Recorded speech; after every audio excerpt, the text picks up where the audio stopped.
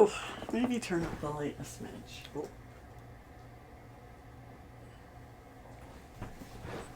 I'm sure that made a huge difference. Welcome back. Welcome back. How's it going? It's good. It's dark. It is so dark. Yeah. I can't even. The sun was out today, and I went for a walk. I literally sat like in the window the whole time that I was doing my other stuff. I was like, I am going to soak in as much of this as possible. You should turn on your light. You have a light for that. I know, but that's not the same as real sunshine coming in. So, yeah, anytime I get the opportunity, I am going to take it. Mm-hmm. So, December. We're already here. Mm-hmm. So I thought we would maybe talk about I was thinking about the 12 days of Christmas. And then I was like, oh, what I could do that would be kind of fun with that. But I really ended up with kind of 12 ideas to kind of keep on track during the holidays, or maybe make the holidays a little bit better. So I feel like can be a lot of extra stress around holiday time, and when you add cancer into that also, it just feels like overwhelming often. So I just thought maybe we could talk about some things to kind of, I think part of it is to keep it sort of normal, right? To keep going forward. Routine. So first thing I thought of was like have a bare minimum and stick with it. So like, I was thinking about this for exercise. You're shaking your head. What were you? What? I was thinking the same thing. Yeah. So it doesn't mean that you're not trying to like get stronger right now, right? But you're trying to maintain kind of where you're at. Mm-hmm. And I mean, just that by doing that, you just feel better, right? You feel better when you are not upset that you've missed something. Your body feels better, all of that kind of thing. So it doesn't have to be a lot. We've talked about doing things in small increments, but yeah, get outside, go for that walk, do what you can to kind of, and think about what that means to you, what that minimum kind of is. Right. Because that is different for everybody. Yeah. And that's fine. And it could be getting up and walking around your house 5 laps, whatever that is, down the hallway, back. Yep. If you got any stairs, up and down those 5 times, that's the bare minimum. Or it could be go walk outside for 5 minutes. And I know it's different parts of the world or different parts of the country. You got different temperatures going on right now, but yeah. And it could be daily or weekly, by the end of the week, I'm going to do this much, There's going to be some days I might not get to it. That's fine. So, number 2, meal prep. I just think it's so important right now. It's so easy just to kind of, it feels like there's a lot of food available and not all of it is great for you. And again, when you just are living on that, it feels really good to, how can you add in something that is healthy, Mm-hmm. So it's worth the time to make some salads, to make some healthy dinners, to put them in crock pot meals, and you can even be healthy. So mm-hmm. just planning for some of that, I think, is important. And this time of year for me, like, this is when I am buying, like, I'll buy the grapefruit that comes in a jar, kind of, I'm not going to section it all out. I love grapefruit. It's an easy, it always tastes good to me kind of thing, so it's just worth having in the fridge right now. But number 3 is more is not always more, right? Like, doing more activities leaves you exhausted. Having more food. I feel like we just had a Thanksgiving this weekend with our extended family, And we were talking about how it really kind of felt nice that there wasn't so much food left over.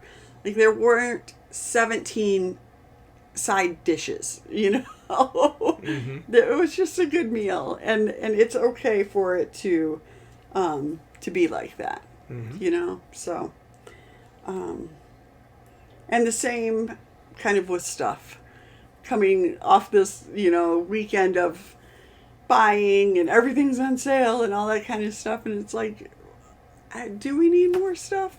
You know, we don't need more stuff. Are we getting more stuff?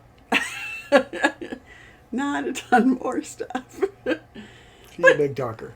No, but I just think even like, I mean, we don't do big Christmas gifts. We just don't do that stuff anymore. And I remember as a parent, especially, like the pressure, like feeling like, oh, you kind of want that moment, right? You want your kids to be like, you know, so excited under the tree. But you know what? Mittens are fine. Like, it doesn't have to be huge, expensive things. Kids like, you know, they do like gifts, but they don't have to be crazy. So, yeah. Yeah. The next one, number 4, is it your expectation or theirs? And that's where I'm just thinking about, again, the pressure. Especially when you're dealing with cancer, I just feel like it's okay to opt out of some things if you want. If you are doing something every year and you didn't like it for the last 5 years, by all means, say no, thank you. I don't want to do it. Right. You know, all of that stuff. You can opt out of gift giving. You can opt out of, you know, traveling to 6 places in 2 days. You can do all of that. Mm-hmm. And that's an okay thing. So, number 5, do things that make you feel good.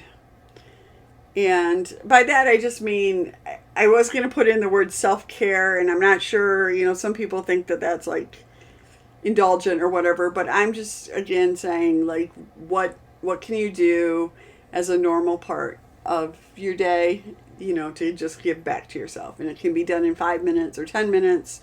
Maybe it's a little journaling, whatever it is. Like, you know, just stay on that train and keep taking care of yourself. Number 6, schedule downtime, if that's what you want. Yeah. Right. Downtime for somebody could be bad. Yep. Yeah. Could be stressful. Yes. If you're in a point where it's like, I can't be alone with my thoughts, mm-hmm. then do the opposite. Schedule right. lunches, meetings, yep. walks, mm-hmm. All of those kind of things. Schedule time to be with people. Sometimes you don't even need to be with people. You just need to be in the presence of other people, you know? Mm-hmm. So I think for the most part, the people who need to schedule downtime are the people with schedules. Yeah. If you're busy enough to have a schedule, like a daily, you got to schedule all of this to get it in, yeah, then part of that needs to be a downtime. Okay. I agree with that. Yeah. And kind of along with that, number 7 is no is an answer. Mm-hmm. So you don't have to justify why you're doing things. You get to just say no if you want. Number 8 is focus on making a memory, not a production. So, like, memories can be the simplest of things. Mm-hmm. And I think, again, our culture and society just tries to make everything so over the top, you know. But I think when you look back on things, it is a lot of times the simple things that you remember. Yeah. Conversations or something funny or, yeah, seeing that thing, whatever, visiting that place. A lot of times those are the ones. Yeah. Beating Ohio State. Yes. But it's you know, watching that Christmas movie that everybody right. likes. Yeah, it's for sure. We have a candy cane thief in this house. Our dog, our Great Dane, she loves candy canes. So I just think that's really fun to, it's a part of memories and all of that kind of stuff. So. And don't tell us they're bad for her. Because she's already too old. Yeah. She's outlived Great Danes, so it turns out maybe you should start feeding your Great Danes some candy canes. Also, I've never had a dog that liked candy canes. No, why would they? That is crazy. Yeah. She loves them. She will eat them with the plastic on. Doesn't care. But, yeah, she seems just fine and doing well. So, number 9, do something, if you want to, do something that brings you joy every day. And in this, I thought was more like from seasonal stuff. Some people have like coffee mugs that are Christmas coffee mugs that they like to get out, or advent calendars. Like I was meaning to get myself an advent calendar and I didn't do it, and it's now into December. But just kind of the little things. I know, I just didn't find the one I really wanted. I don't know what I want, so. I found a bunch over the last couple days. I should have bought one. Okay. But it's just kind of that little bit of this is the season and this is kind of fun. Something to look forward to, I think, every day. Number 10, and we've talked about this before, no extra appointments. If it can wait, let it wait. I know it's not always possible to do this, and especially it doesn't also really work well that people are trying to get appointments in because they're deductible resets and all of that kind of thing. But if you can, I just think the more we can stay away from medical stuff. And if you're in the midst of treatment, forget all of this, because holidays are a blur. Yeah. It's like, yes, there's holidays, but they're not normal that year or those years. Yeah, and the other thing with that is that I didn't want to wait for anything, and I totally understand that too. I didn't want to hear, oh no. I mean, my first oncologist told me he was going skiing and we could start chemo when he got back. And did you start chemo before Christmas? I did. Okay. Yeah. So if you are, in that whatever phase, that post-treatment phase, that's when be strategic if your oncologist is good with it, as far as time of the year when that stuff's scheduled. I agree. And most of them, I think, would be. Yeah. I don't know. I agree. This is something, number 11 is something that we have done, not every year, but sometimes, but give somebody something that you've made. That doesn't cost anything. Or, okay. But okay. You don't have to make it. We did one year, we did make it. Okay. All the other years we've done, it can't cost you anything. Okay. But I think the emphasis on that is give. Yes. And the other thing with that is that it doesn't have to cost you anything. It can be a true expression of... they're the best gifts ever. They are the best gifts ever. And I guess I would also say, along with that, I think that, donations are always important. And I feel like a lot of times as people who have cancer, we think we don't have anything to give. But I'd be surprised if you didn't have some unused hygiene products, or things that you could donate that people could really use. Okay. Or whatever it is. It just feels so good to give, right? And I think it's a great way to lift our spirits as well, especially if you've been the recipient of a lot of things. It does kind of feel like, how can I give back? So you can do that in a million ways. You can do it through your talents, or you can do it, with acts of service. Acts of service, exactly. So, I think, especially an act of service that you can give to somebody, and maybe it's, only happens a couple of times during the year, but they can count on you for that act of service a couple of times a year. Or you can give a gift of, I'm going to rake your leaves next fall. And they'll forget all about it, and you're going to show up and rake their leaves next fall, and they're going to be like, that was the best Christmas present ever. Yeah. Stuff like that. And I know that's not set for everybody, but that's just what popped into my head.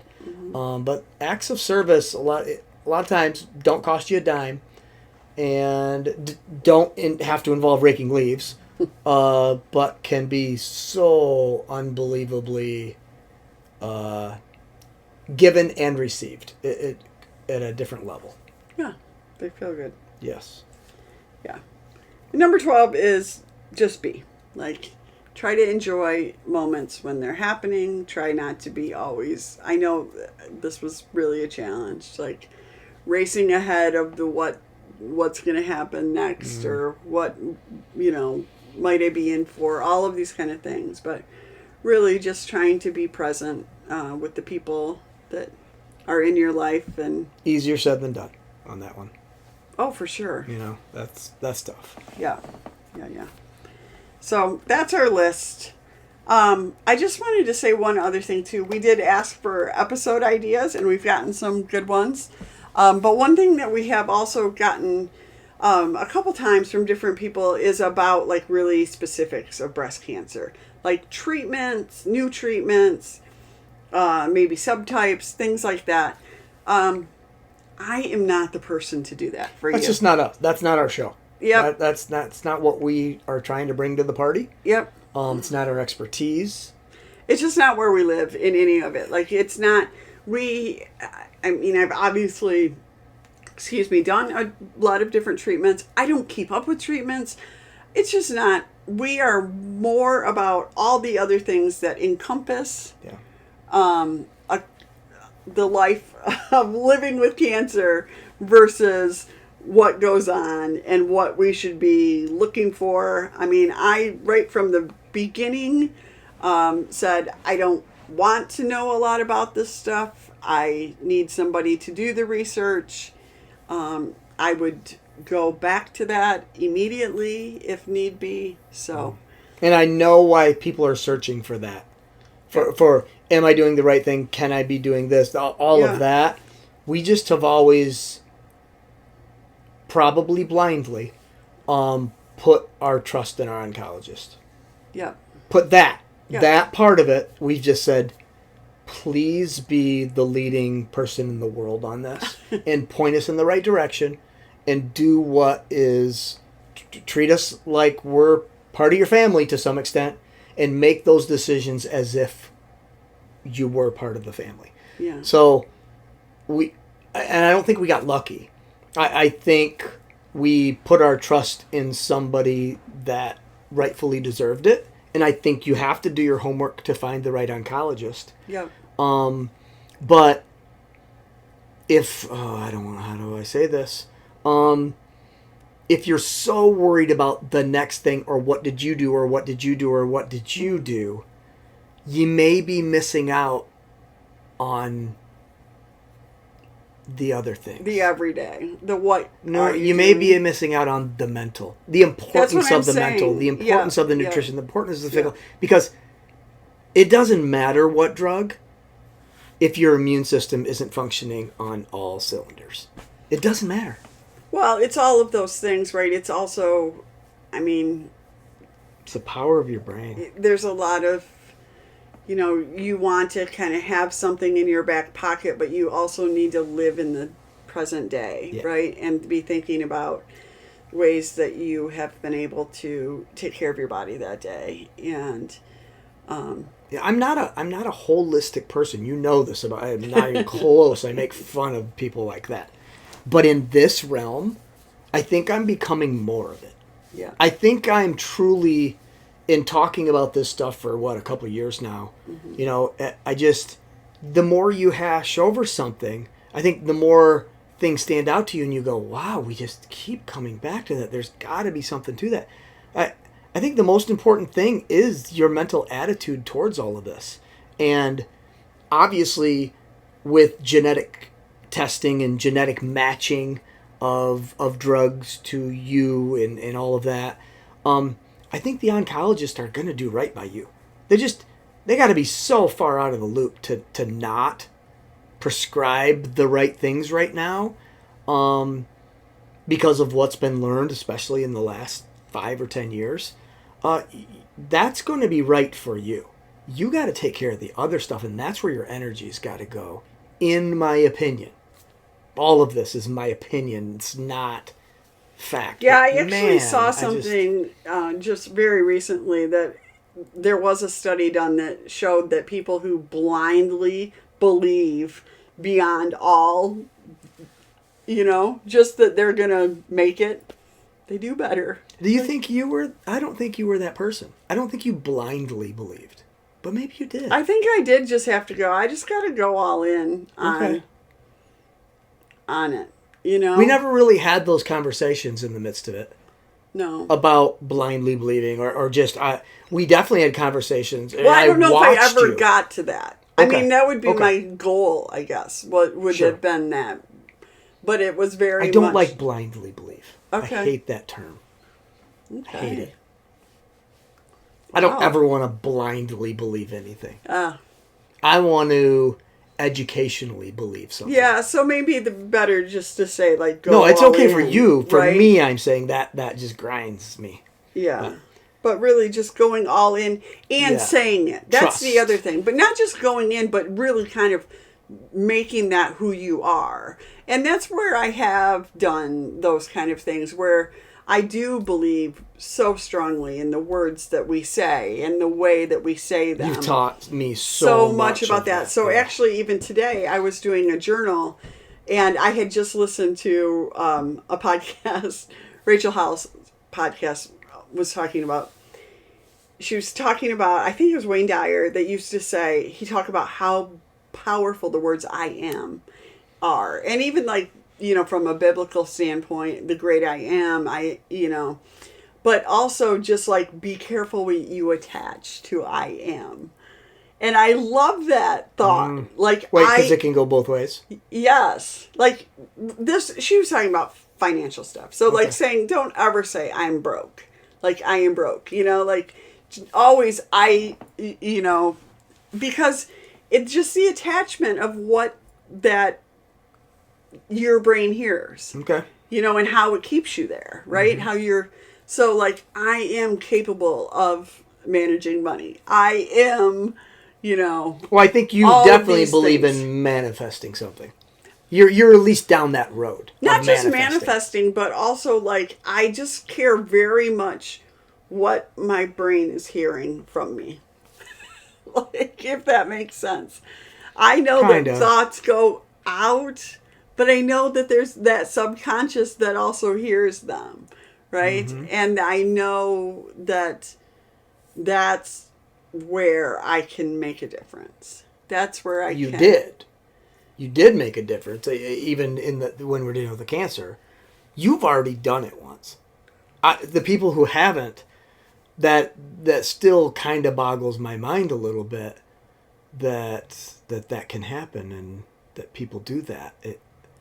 It's not normal to me. That is not, and I never have done that. But I've watched it, and I know the power of it. Yeah. It's one thing to watch or to hear somebody talk. It's another thing to do. Yeah, I think I agree. But I think it's in the nuances of that. I think it's in all those little things. It is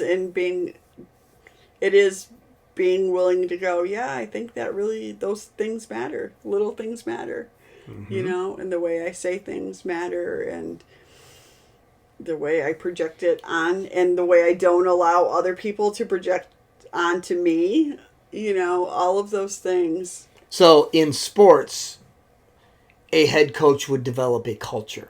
Yeah. A culture within the program, a culture within the building, a culture within the practice, a culture that just emanates from people's pores. Mm-hmm. It's so strong. I think you did that with cancer. Yeah. That's my best analogy with cancer is you created a culture within yourself and then within your small circle that this is what we're doing. Yeah. Get on board or get out. Right. Absolutely. Completely agree with everybody within your circle was on board from the beginning, so you didn't have to do that. Well, no, but there were tweaks along the way. Okay. There were people sometimes would say things that I would push back on a little bit, and then I'm they sure wouldn't say. You push back on me on the "I will" type of thing. Yeah, for when sure. or if. Is the when one or we if. quite Yeah. that we So, I think anyway, I mean, all of that to say, I'm sure there's other podcasts out there that will break down. I know there are. I've researched them. They are out there.